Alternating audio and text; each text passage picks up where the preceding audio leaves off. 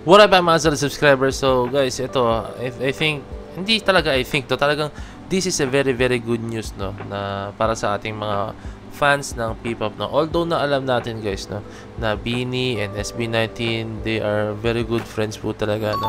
As in sobrang matalik na magkaibigan yan to the point na pag nakikita sila sa event talagang mayroon silang interaction na minsan nagbabatian, minsan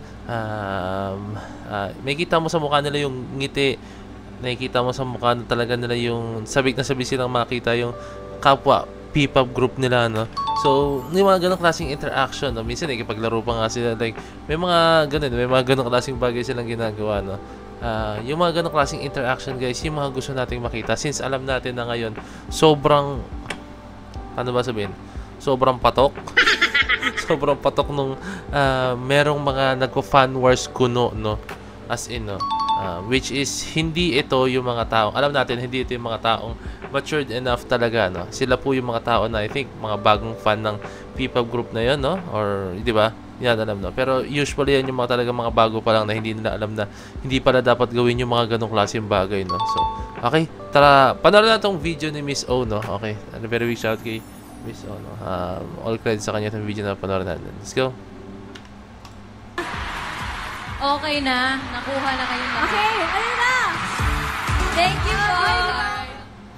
SB19 Pablo and Justin spotted in BINI's Binified concert. Amya guys, balikan natin Balikan natin. Panoorin mo natin. Yes, our Pinunso, Pablo and Justin are spotted in BINI's Binified concert at the Philippine Arena to give support to the girls. Yes, speaking of friends, nandito din ang una sa mga kaibigan natin. SB19, Kuya Pablo! Okay na. Nakuha na kayo na. Okay, ayun na! Thank you po. Ay naman. Thank you! Thank you, Kuya Pablo, Kuya Mama Nat. Od. Thank you. Thank you, Mama Od. Thank you, Mama Thank you, Od. Mama Od. Mama Audrey Od. na nasa baba. Thank Okay na. Nakuha na kayo na. Okay, ayun na! Thank you po. Ay naman. Thank you. Thank you, Kulit sa reaction nila guys. At yan na tumigya. Pinunso, Pablo and Justina to give it to the girls.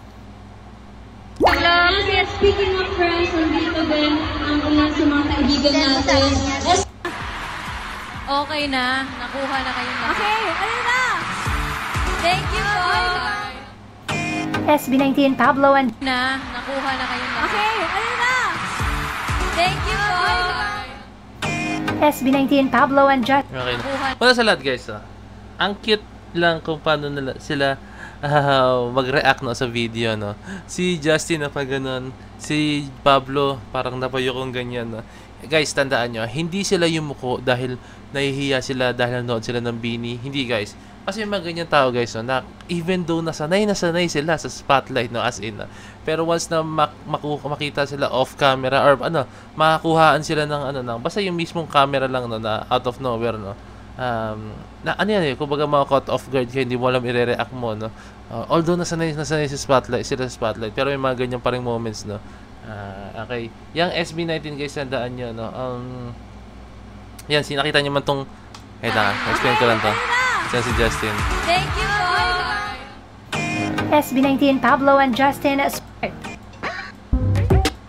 Pablo and Justin are spotted in BINI's Binified concert at the Philippine are spotted in Si Pablo hindi lang nakita pero gumanon siya. And then si Justin nag-heart siya no. May kita yung humbleness nila guys no ng SB19 no. Na kahit for me sobrang taas na po talaga nila no. Sobrang taas na nila ng mga naabot nila no.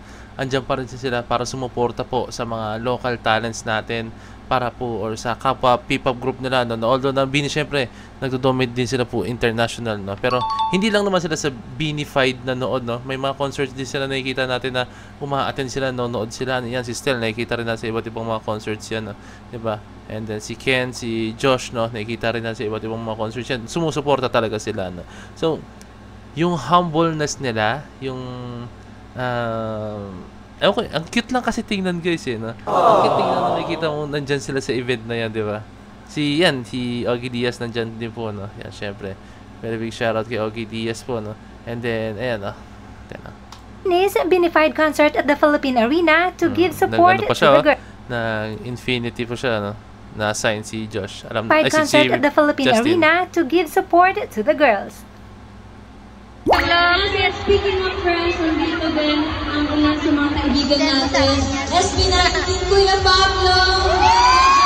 Yan, no? Isa pa sa gusto ko rito, no? Beanie knows how to respect, syempre, no? Or to appreciate yung SB19, di ba? No? Alam nila na special mention dahil alam nila, guys, sa totoo lang, sa totoo at totoo lang po, no?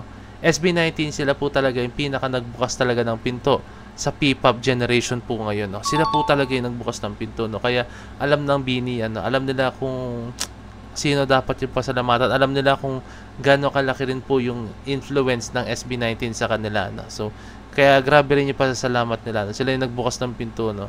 Sa ayan, sa P-pop, sa music, hindi lang sa P-pop group pero sa OPM music, no? Talagang nakilala rin po ang ito ang ating OPM music dahil po sa SB19, no? Although na before, oo, sige, pero ibang level lang po yung ginawa ngayon ng SB19, no? Although marami din po mga iba't ibang mga Pinoy na talaga nag-dominate sa ibang bansa, no? Pero iba pa rin kasi talaga, isandaan nyo, pag pure-blooded Filipino po kayo, tapos nirepresent nyo yung bandera ng ating Pilipinas po, no? In terms of ano yan, guys, in terms of sa music, no? Syempre, pag iba, like boxing, Manny Pacquiao, syempre, nandyan, diba? Yung mga pure-blooded Filipinos, no, na nag-dominate sa ibang bansa po talaga, no? Pero in terms of music, SB19 talaga, ibang level po talaga, no?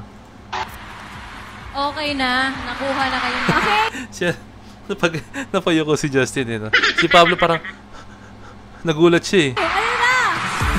Thank you po. Ay naman. Thank you. Thank you, Kuya Pablo, Kuya Mama Od. Thank you. Thank you, Mama Od. Thank you, Mama Od. Thank you, Mama Od. Mama Od, na nasa baba. Okay na. Nakuha na kayo na. Okay. Ayun na. Thank you po. Ay naman. Thank you. Siguro nasa isip nila, kailangan natin mag-blend in kasi sa mga tao kasi kailangan hindi tayo makilala or makita, no? Pero wala, eh. SB natin yan, kaya lang yun, eh. And ulitin ko sa inyo, guys, no? Hindi sa ayaw nilang malaman ng mga tao nandyan sila, no? Pero syempre, once na mapunta kayo dyan sa ganyan, even though nasanay na po kayo sa spotlight, no? Pero pag na kuhanan ka or napitikan ka bigla, no? Magiging camera shy ka. Maniwala kayo sa akin, magiging camera shy ka. Lalo kung hindi ka handa. Believe me. Nakakaano yan, nakakaano siya. Ano ba dito? Parang, basta nakaka-camera siya, yun yung pinaka-ano. So, yun, guys, no? Sana po matigil na po yung mga kung ano-ano mga sinasabi natin, no? Yung dalawang idol natin, yung respeto nila sa isa't isa, sobrang taas po talaga, no? What more pa sa ating mga fans na tayo ay sumusuporta sa kanila, no? Although na malaki din yung tulong ng mga fans sa kanila, no? Pero syempre, yung sinusuportahan nga natin, guys, yung role models natin, nagmamahalan sila, tinuturing nila ang bawat isa na parang parang very close friend or parang turing nila is parang kapatid or kamag-anak, ganun, di ba? Ganun yung closeness nila, no? Pag nagkikita sila, no? So, yun lang. Pero isipin na lang natin, guys, no? Kaya nga tinawag na P-pop, di ba? Pinoy pop, no? So, yung dalawang grupo na yan, Pinoy yan, no? Bakit natin sisirain? Bakit natin nahadlangan yung pag-angat ng musikang Pinoy, no? Dahil lang po sa mga ginagawa nating walang kabuluhan po, no? Okay? So, yun lang. I hope na-enjoy nyo itong video na to, na as much as I did, no? So, yan. Kung gusto nyo pong mga ganitong klaseng videos, no? Very big shout, syempre, kay Miss O, no? Subscribe kayo dyan, no? Syempre, kindly leave a like, subscribe, and kindly ring na notification bell para alam nyo pag nag-release ng bagong video. So, this is Boy the Pit signing out. Peace. Bless you.